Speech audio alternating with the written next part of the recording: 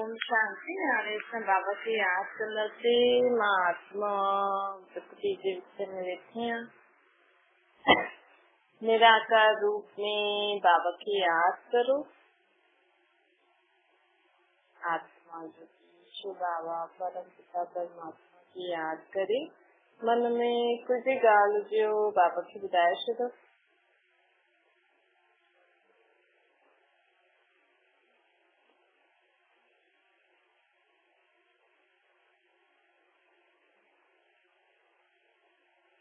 ओम शांति। अॼु मूंखे मूंखे बाबा ब्रह्मा पिता द्वारा चवनि था मीठे मीठे ॿार बाबा चवनि कि हाणे संगम युग थी परम पिता परमात्मा असां आत्माउनि सां वरी खां मिलण भगवान खे बि वरी वरी असां खां मिलण लाइ हेठि अवतरित थियणो पवंदो। परमात्मा हर 50,000 साल में एक बार असां सां मिलण मथां खां हेठि लहींदो। जेका आत्मायूं मथां खां हेठि लहींदा आहिनि जॾहिं आत्मा शरीर छॾिजी आहे तॾहिं शरीर त जलाए छॾींदा आहिनि त बची आत्मा। जेसिताईं आत्मा जॾहिं मथां खां हेठि आईंदी आहे त शरीर न खणी ईंदी आहे। हेॾा माण्हू चईंदा आहिनि कि शरीर सां गॾु यादि कंदा आहिनि जेके बि यादि कंदा आहिनि पर आत्मा हली वेंदो। शरीर त असां जलाए छॾियो न। शरीर को काॾे थोरी वेंदो आहे। चीज वियो आहे कॾहिं कोई शरीर सां गॾु वियो आहे त माण्हू चईंदा आहिनि कि मथे देवी देवता तुंहिंजा गुरू मथे हली आहे। शरीर सां मथे हली शरीर सां कोई हली सघंदो आहे मथे त ईअं माण्हू उड़ी सघे रिद्धि सिद्धि प्राप्त करे बि या तप करे बि उड़ी सघे। एॾा गुरू संत सन्यासियुनि जा शरीर छो था छॾनि पंहिंजे शरीर सां गॾु हली वञनि। पर शरीर त 5 तत्वनि जो ठहियल हूंदो आहे न। 5 तत्व त हिन सृष्टि ते ई मिलंदा आहिनि। अगरि ॿियो काथे बि 5 तत्व आहिनि त माण्हू ॿिए ग्रहनि में मथे वञी बि पंहिंजे जीवन जी पर बाबा चए थो 5 तत्व त हिते ई हूंदा आहिनि। आत्मा तॾहिं त ॾिसो शरीर गर्भ में ठहींदो आहे न। गर्भ में शरीर ठहींदो आहे पोइ आत्मा शरीर छॾे करे हली वेंदी आहे पोइ हुनखे जलाए छॾींदा आहिनि। त मथां खां जॾहिं हेठि आत्मा ईंदी न त शरीर सां गॾु न ईंदी आहे। न ई आत्मा जॾहिं अंत में कलयुग अंत में जॾहिं सभी आत्मायूं मथे वेंदासीं तॾहिं असां शरीर सां गॾु न वेंदासीं।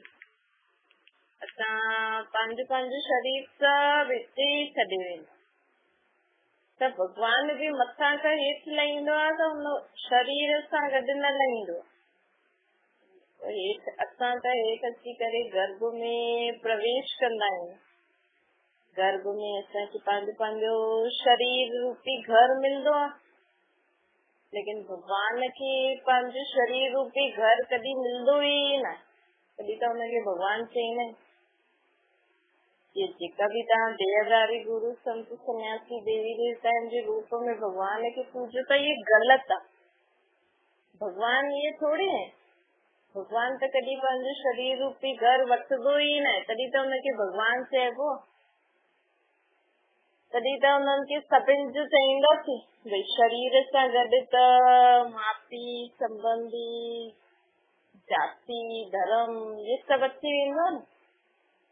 लेकिन पोइ भॻवान अगरि मुस्लिम जाति में अचे छोकी शरीर वठंदो त कहिड़ा न कहिड़ा माउ पीउ त हूंदा ई थे। सम्झो न माउ पीउ मुस्लिम धर्म जा हुजनि त पहिरियों हुनजो थी वियो पोइ असांजो ऐं कोई मञे हुनखे। अगरि मुस्लिम धर्म वारनि वटि भॻवान जन्म वठे त उन्हनि खे कोई मञे। इन करे भॻवान कॾहिं बि पंहिंजो शरीर न वठंदो। वो ॿिए जे शरीर में अवतरित थींदा आहिनि ऐं अवतरित थी करे चईंदा आहिनि कि जंहिं शरीर में मां आयो आहियां हुन शरीर खे न ॾिसो। पंहिंजे खे आत्मा सम्झो मूंखे निराकार यादि करो। भॻवान कंहिंजे बि शरीर में अचे लेकिन असांखे छा संदेश ॾींदो आहे असांखे छा ज्ञान ॾींदो आहे कि मां भी अशरीरी आहियां, निराकार आत्मा आहियां, तव्हां भी अशरीरी निराकार आत्मा ई आहियो। तव्हां असल में आत्मा आहियो, शरीर न आहियो। हे त माण्हू अॼुकल्ह खुदि खे शरीर सम्झे वेठो आहे न। कंहिंखां बि पुछो तव्हांजी शक्ल कहिड़ी आहे त पंहिंजो फोटो ॾिसी ॿुधाईंदा असां इहे आहियूं, पर तव्हां उहो थोरी आहियो। तव्हां त हिकु आत्मा आहियो। तव्हांजी आत्मा खे शरीर रूपी घर मिलियो, तॾहिं त चऊं था मुंहिंजो शरीर, मुंहिंजो हथ, मुंहिंजो पेर, मुंहिंजो मुंहुं, मुंहिंजो अखियूं, मुंहिंजो केरु थो चए? मुंहिंजो त ॿियो माण्हू चईंदो न। असां चऊं इहो मुंहिंजो घर आहे त मुंहिंजो घर मतिलबु ॿियो थी वियो, मां अलॻि आहियां, घर अलॻि आहे। इहे मुंहिंजा ॿार आहिनि त ॿार अलॻि थी विया, तव्हां अलॻि थी विया। इहे थोरी चईंदा मां ॿार आहियां, मां घर आहियां। त उहे बाबा चए थो आत्मा चए थी इहो मुंहिंजो शरीर आहे, इहे मुंहिंजूं अखियूं आहिनि, इहे मुंहिंजे शरीर जी अखियूं आहिनि। मां इन अखियुनि सां ॾिसां थी, ॻाल्हायां थी, कमु थी करां, ॿुधां थी। मां आत्मा अलॻि आहियां। चऊं बि था न मुंहिंजी आत्मा खे न ज्यादा तंग करो, मुंहिंजी आत्मा खे ॾाढो तंग कयो अथई हिन। त बाबा चए थो शरीर भी चए थो, आत्मा भी चए थी मुंहिंजी आत्मा खे न ज्यादा सुतायो। शरीर चए थो मुंहिंजी आत्मा खे न ज्यादा सुतायो। त ये आत्मा और शरीर ॿ चीजूं आहिनि। ऐं भॻवान खे यादि केरु कंदी आहे? आत्मा। भॻवान खे केरु यादि कंदी आहे? आत्मा यादि कंदी आहे, शरीर थोरी यादि कंदो। शरीर खे छा खपे? हुनखे रोटी पाणी कपिड़ो खपे, उहो त हिन दुनिया में सभु मिली वेंदो। लेकिन हुन चीजनि सां सुख मिले, शांति मिले, ख़ुशी मिले। अॼु माण्हू 36 प्रकार जो भोजन खाइण लाइ आहे, लेकिन वो भोजन हूंदे हुए भी, खाईंदे हुए भी हुननि जे जीवन में सुख न आहे, ख़ुशी न आहे। रोटी वणे नथी, मतलब खाइण जो हुनखे टेस्ट ई नथो, अंदर वञे ई नथी आत्मा। तो ये आत्मा हुन रोटी खे खाईंदे, हुन चीजनि खे यूज करे सुख वठे। सुख कॾहिं वठी सघंदी? क्योंकि आत्मा में सुख जो गुण हूंदो। आत्मा में सुख जो गुण केरु ॾींदो आहे? परमात्मा। तॾहिं त चवनि था मुझ निर्गुण आरे में कोई गुण न आहे। छोकी हाणे आत्मा में कोई गुण न आहे। ॾिसो था चऊं असां में हाणे शक्ति न आहे, गुण न आहे, सम्झ ई न आहे, सम्झ ई ख़तम थी वई आहे। छोकी आत्मा जा गुण, सम्झ, शक्तियूं आत्मा में हुयूं। जॾहिं असां आत्मा जो मथां खां हेठि लथासीं न, त असां में सभु गुण, सभु शक्तियूं, सभु सम्झ हुई, पर हाणे ख़तम थी वई आहे। कोई भी चीज ख़तम त थींदी नहीं, थोड़ी सुधार रहंदी।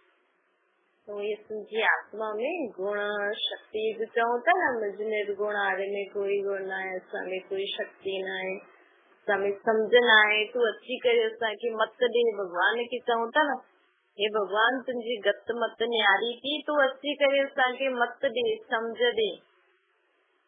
मतलब असां में सम्झ न आहे।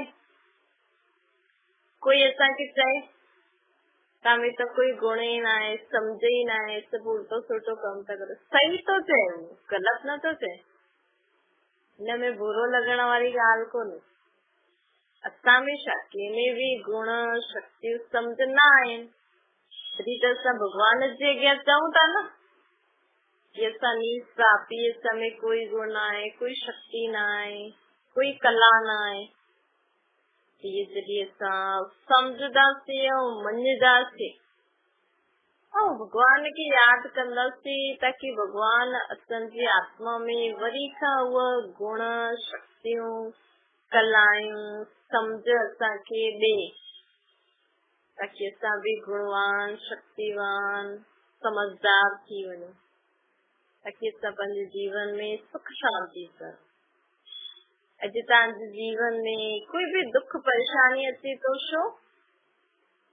छोकी असांखे सुठा कर्म करण जी सम्झ न आहे या हाणे न आहे या पहिरियों न हुई त हुनजो भुगतान भुगतऊं था त इहो मञिणो खपे ताकी कहिड़ी बि ॻाल्हि जे लाइ दुख परेशानी थिए थी त मञो कि हा मूं में कोई कमी आहे मां ई अहिड़ा कर्म करे आई आहियां जंहिंजे कारण हुनजे कारण दुखी न थियो मञो हा मुंहिंजे कर्म जे अनुसार मूंखे शक्ति न आहे जो मां हिनजो सामनो नथी करे सघां घड़ी घड़ी परेशान थी वञा दुखी थी वञा त जॾहिं असां इहे मञदासीं न भॻवान खां शक्ति वठंदासीं हे भॻवान असां मां तव्हांजी ॿार तव्हांजी शक्तिशाली आत्मा आहियां गुरू न मूंखे शक्ति ॾे गुण ॾे ईअं न हुनखे यादि करे चओ जॾहिं चईंदासीं न माताउनि जो ॿार शक्तिशाली आत्मा आहियां गुणवान आत्मा आहियां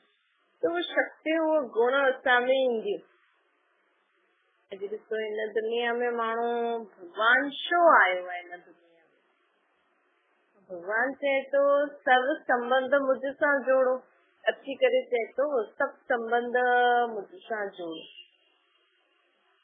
चए थो कोई बि तव्हांजो धीअराई संबंधी अथव न त हुन सां बुद्धि योग कढी करे मूंसां सर्व संबंध जोड़ो छो जी दुनिया में अॼु माण्हुनि जो कंहिंजो पति न आहे कंहिंजो ॿार न आहे कंहिंजो ज़ाल न आहे कंहिंजी धीअ न आहे कंहिंजो पुटु न आहे कंहिंखे ॿार ई न आहे त ॿियनि खे ॾिसी दुखी थींदा आहिनि सम्झो कंहिंखे ॿार न आहिनि त ॿियनि जा ॿार ॾिसी सोचंदो न हा भई मूंखे बि ॿार हुजे हा ईअं दुखी थिए न दुखी थींदो न कंहिंजो ॿार पढ़े नथो हुननि जो ॿार पढ़े थो हिननि जो ॿार केॾो थो पढ़े मुंहिंजो त पढ़े ई नथो मां त परेशान थी वई आहियां ईअं थी वई त हिन समय छोकी कलयुगी अंत जो समय आहे न हिन करे कुझु न कुझु कमी कंहिं वटि सभिनि वटि आहे कंहिंजो शान आहे कंहिंजो कहिड़ो संबंधी न आहे कंहिंजो कहिड़ो संबंधी न आहे कंहिंखे धन न आहे कंहिं वटि धन आहे पर ख़ुशी सुख शांती न आहे कंहिं वटि ॿार आहिनि कंहिं वटि ॿार न आहिनि जंहिं वटि आहिनि उहो परेशान आहे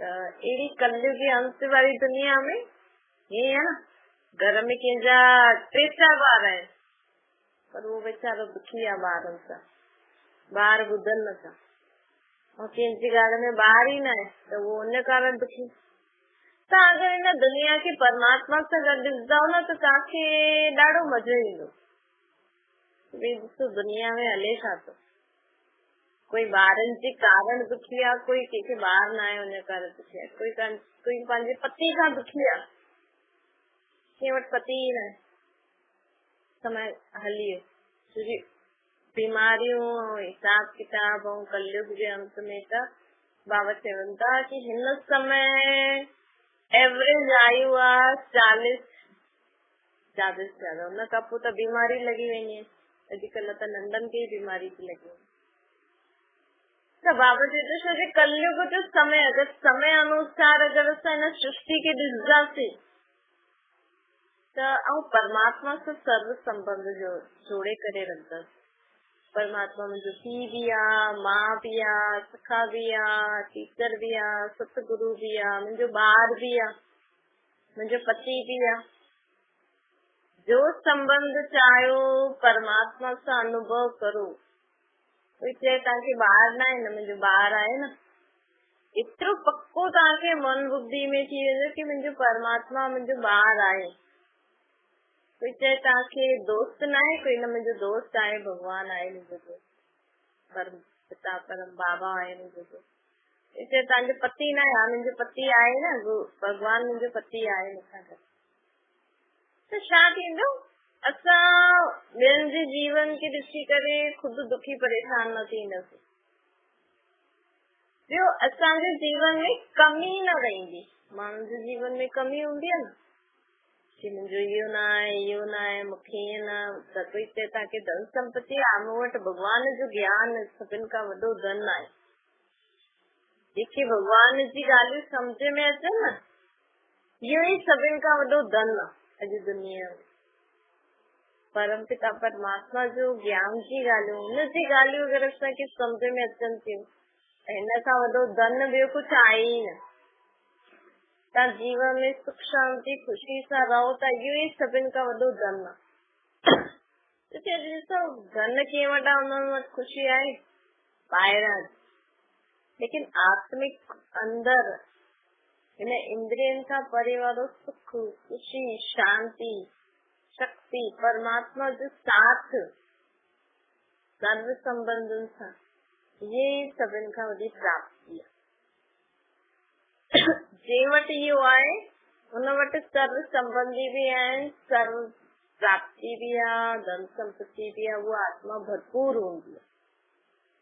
जंहिं वटि जेका परमात्मा सां सर्व संबंध निभाईंदी आहे न, उहा आत्मा भरपूर हूंदी।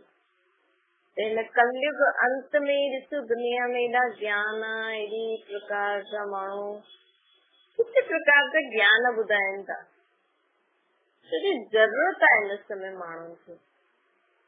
छोजी जीवन में कॾहिं बि कुझु बि थो थी वञे, पोइ हुन समय कई माण्हू ॿियनि खे ॾिसी दुखी थींदा आहिनि, कई माण्हू ॿियनि खे ॾिसी चिढ़ंदा आहिनि कि हिन वटि आहे मूं वटि न आहे। हुननि जा कर्म पिछले जन्मनि जा हिन जन्म जो सुठा त हुननि वटि आहे, असांजा सुठा न हुया त न आहे, लेकिन हाणे असां सुठा कर्म करूं त असांखे बि अॻियां मिली वेंदो।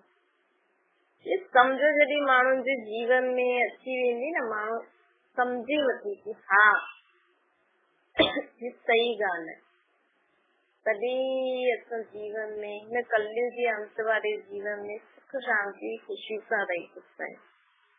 त परमात्मा असांखे छा थो चवे कि मां तव्हां सभु मथां खां हेठि ईंदा आहियो त तव्हांखे पंहिंजो शरीर संबंधी आदि सभु मिलंदा आहिनि, मूंखे न मिलंदो आहे।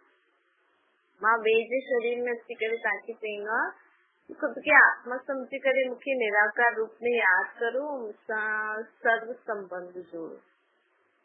मां जो ज्ञान जो धन ॾियां थो न, उहा ज्ञान धन पंहिंजी बुद्धि में धारण करे हाणे हिन समय मां अची करे ज्ञान ॾींदो।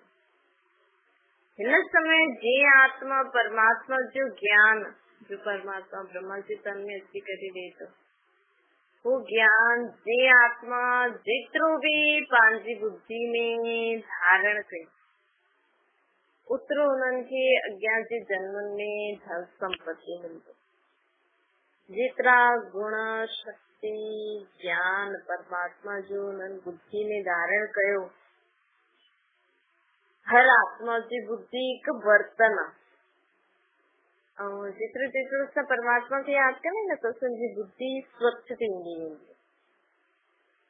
पोइ हुन बुद्धि में असांजी बुद्धि में जेतिरो बि परमात्मा जो ज्ञान धारण थियो, ऐं असां उहो ॿियनि खे बि ॿुधाईंदा। ख़ुदि बि धारण करो, ख़ुदि धारण कंदव त जेतिरो कंदव ओतिरो तव्हांखे ॿिए जन्म में धन संपत्ति मिलंदो, ऐं ॿियनि खे बि धारण करायो त हुननि जो बि शेयर असांखे। अगरि असां कंहिंखे कोई ॻाल्हि ॿुधायूं भई जंहिंसां जंहिंजो भलो थी वञे, तव्हां कंहिंखे कोई सम्झानी ॾियो, हुन सम्झानी सां साम्हूं वारो आत्मा जो भलो थी वियो त उहो छा कंदो, उहो तव्हांखे दुआयूं ॾींदो। पोइ हुनजे जीवन में जो बि उन्नति थींदी न, हुनजे बदिले तव्हांखे ओतिरो सुख शांति ख़ुशी मिलंदी। माण्हू वटि चीजूं आहिनि, संपत्ति आहे, लेकिन ख़ुशी छो न आहे, सुख छो न आहे? छोजो उहो बांटे नथो न। ऐं अॼुकल्ह बांटण बि ॾाढो भारी आहे, सोचे सम्झी करे बांटबो। सम्झो तव्हां वटि कोई ख़ुशी आई, तव्हां ॿियनि खे बांटियो, हुननि जे जीवन में नाख़ुश आहिनि, मतलब हुननि जे जीवन में ख़ुशी न आहे, त कई माण्हू ॿियनि जी ख़ुशी ॾिसी करे पोइ चिढ़ंदा आहिनि, जलंदा आहिनि। तंहिंजे करे असांखे ख़ुशि बि रहणो आहे, ऐं ख़ुशी बांटणी कीअं आहे, असांखे सभिनि जे लाइ सुठो सुठो कंहिंजे जीवन में अगर कोई परेशानी या कोई दुख आ त उन्हनि जे लाइ दुआ करो। कंहिंजी ख़ुशी तव्हां ॾिसी करे जलो न, हुनखे चओ हा भई तूं ॾाढो ख़ुशि रहो, ॾाढो जीवन में अॻियां वध। पोइ हुनजे जीवन में उहो अॻियां वधंदो त हुनजी दुआयूं असांखे लॻंदियूं त असां बि जीवन में अॻियां वधंदा।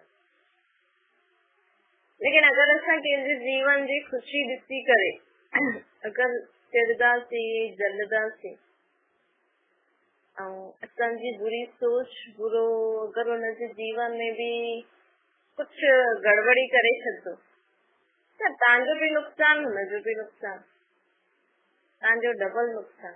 हुनजो त तव्हांजे सोचण सां थियो या चइण सां कुछ थियो त हुनखे त कुछ बि न थींदो, लेकिन तव्हांजो डबल नुक़सान। लेकिन अगर तव्हांखे जीवन में अॻियां वधणो अथव, ख़ुशि रहणो अथव त ॿियनि जी ख़ुशी में बि ख़ुशि रहो। ॿियनि जी ख़ुशी में ख़ुशि रहण सां असांखे जो गम आहे, जो परेशानी आहे, जो दुख आहे, उहो बि ख़तम थींदो। त बाबा चओ था उहो कॾहिं थींदो? ॿियनि जी ख़ुशी में ख़ुशि केरु थी सघंदो आहे अगर असांजे जीवन में ख़ुशी न आहे? चारों तरफ से परेशानियूं आहिनि और साम्हूं वारो तव्हांखे कोई ख़ुशी जी ॻाल्हि थो ॿुधाए भई मुंहिंजे जीवन में त एॾो सुठो कमु थी वियो, तव्हां त परेशानियुनि सां घिरल आहियो, ॾाढा दुखी परेशान आहियो। तव्हां उन्हनि जे लाइ उन्हनि खे छा मुबारक ॾींदो? ॾेई सघंदा?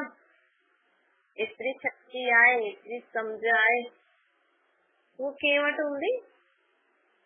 जेको परमात्मा जी चित्र छाया में रहंदी, जेकी आत्मा परमात्मा जी चित्र छाया में रहंदी आहे न, हुन वटि सब प्रकार जो दुख, सब प्रकार की परेशानी, चारों तरफ सां हलचल परेशानी हूंदी, लेकिन हुनखे लॻंदो ई न मूं वटि परेशानी आहे, छोकी हुन तव्हांजो सभु बोझ भॻवान खे ॾेई रखी अथई त उहो त जीवन में सदा हल्को रहंदो।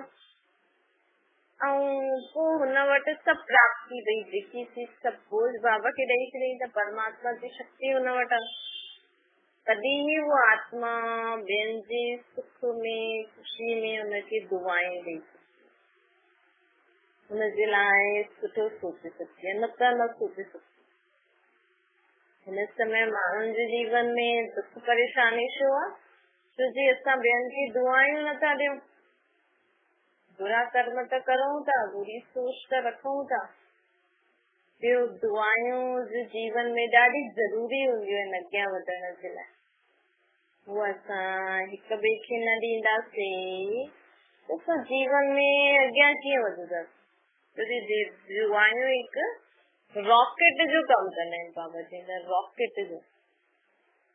अॼु तव्हांजे जीवन में ॾाढी दुख परेशानी हुजे, चारों तरफ सां तव्हां परेशान हुजो, लेकिन अगर तव्हां सभिनि खे दुआयूं ॾींदव न, सभिनि जी ख़ुशि में ख़ुशी थींदव, सभिनि खे चवंदा हा भई तूं अॻियां वध, तव्हांजा ॿार नथा वधनि लेकिन ॿियनि जे ॿारनि खे बि दुआयूं ॾियो कि तव्हांजा ॿार खूब अॻियां वधनि, तव्हांजे जीवन में सदा ख़ुशी रहे।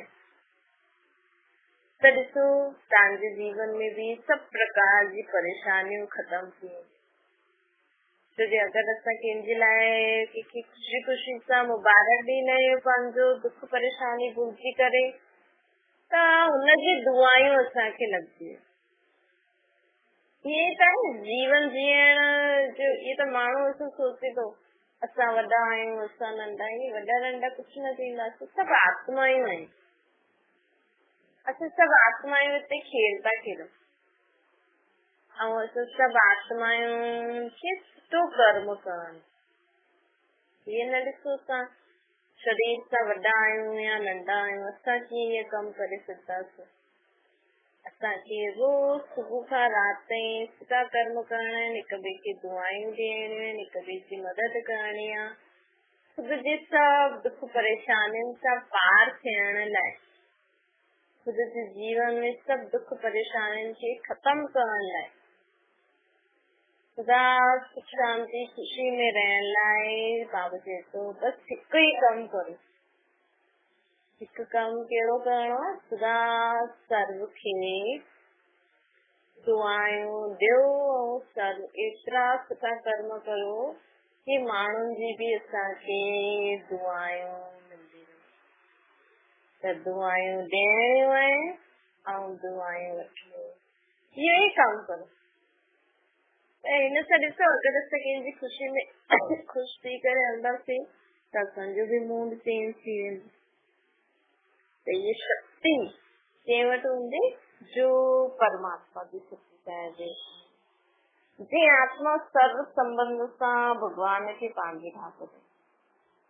अच्छा, मीठे मीठे सिके जे ॿारनि प्रति माता पिता बाप दादा जो याद प्यार और गुड मॉर्निंग। रूहानी साथ सभी रूहानी ॿारनि की संजीवी रूहानी माता पिता बाप दादा के याद प्यार गुड मॉर्निंग और नमस्ते। वरदान है शुभ संकल्प के यंत्र द्वारा साइलेंस जी शक्ति जो प्रयोग करने वाला सिद्धि स्वरूप है। बाबा जी तो शांति जी शक्ति ये एक यंत्र होती है। असां अगर सदा शांत रही करे कुछ भी न करो सुजोड़ी है कर्म तो कंदा हलो, लेकिन कोई गाल थींदी है ना तो हुनजे लाइ जोड़ी मन में सुठो सुठो सोचो। कोई भी गाल थे तो ये न सोचो अरे ईअं थियो हाणे छा थींदो, पोइ छा थींदो, वरी छा थींदो, कीअं थींदो, हीअं छो थियो। हिन जे बदिले सुठो सुठो सोचो। बाबा चए थो शांति सां कर्म कंदे हुए मन में उल्टा सुल्टा वीचार ॻाल्हि जे लाइ हलंदा ई आहिनि, सुठो सुठो सोचो। त इहे संकल्प हिकु यंत्र जो काम कंदो।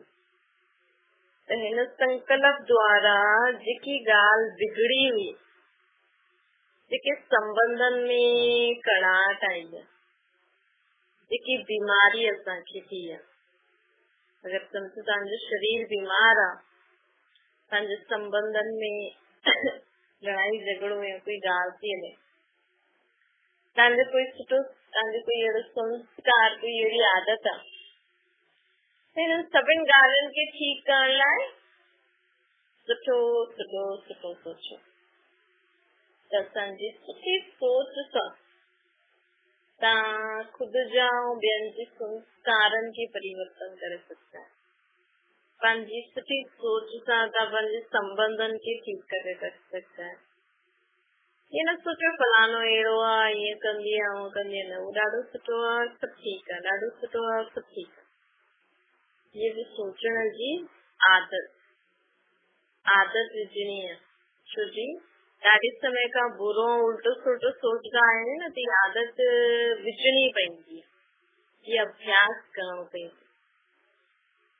ऐं बाबा चवनि था कि हिन वैसे बि चईंदा आहिनि सब कुछ भगवान जी है, त भगवान खे यादि करे सुठो सुठो सोचे करे पंहिंजे शरीर जी बीमारियुनि खे बि असां ठीकु करे सघंदा आहियूं। पंहिंजी सुठी सोच सां बसि माण्हू ॾिसो सोचे थो न, बीमार थिए थो त सोचे थो हा मां डॉक्टर वटि वेंदमि, दवाई ॾींदो त मां ठीकु थी वेंदमि।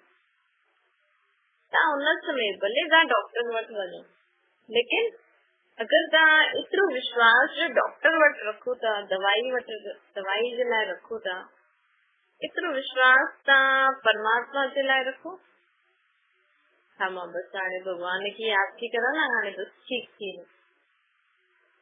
भॻवान खे यादि करे जेको बि खाओ पीओ था, रोज जेको बि तव्हां खाओ पीओ था न, बसि इहे खाईंदमि न परमात्मा खे यादि करे, मुंहिंजो शरीर सदा तंदुरुस्त रहंदो। रोज सुबुह जो ईअं ई खाओ पीओ, सॼो ॾींहुं जेको खाओ पीओ था, भई रोटी न आहे, टेस्ट वठी न खाओ। पंहिंजे खाइण सां मुंहिंजो शरीर हिकदमि तंदुरुस्त रहंदो, कॾहिं बीमार न थींदो। परमात्मा खे यादि करे रोटी खाओ, मुंहिंजी आत्मा सदा शक्तिशाली रहंदी, शरीर सदा तंदुरुस्त।